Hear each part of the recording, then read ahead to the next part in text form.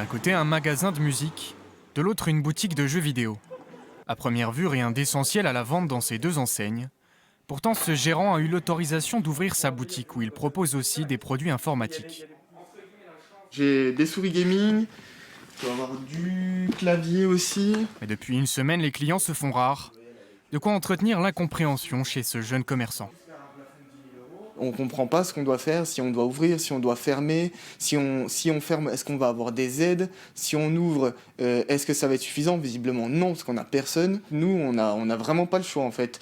On est vraiment considéré comme un magasin d'informatique, parce que le jeu vidéo est une sous-catégorie, mais c'est vrai que notre activité principale, c'est loin d'être l'informatique.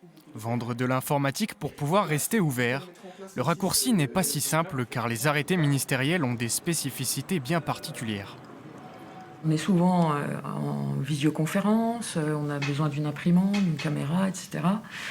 Donc beaucoup de Français sont équipés ou ont complété leur équipement. Malheureusement, c'est le code APE du magasin attribué suivant le type de produit vendu qui a été pris comme référence.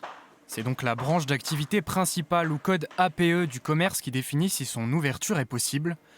Une clause injuste pour ce gérant d'un magasin de musique, contraint lui de fermer ses portes. La plupart de notre matériel est USB, fonctionne à partir d'ordinateurs. Tout ce que vous voyez ici, ce sont des cartes son, ce sont des tables de mixage, ce sont des ordinateurs. Nous avons fait donc la demande au niveau de la mairie pour avoir le droit d'ouvrir et certitude d'être de notre bon droit. À ce moment-là, vous nous appelez et on convient soit d'une livraison directement chez vous, soit en click and collect.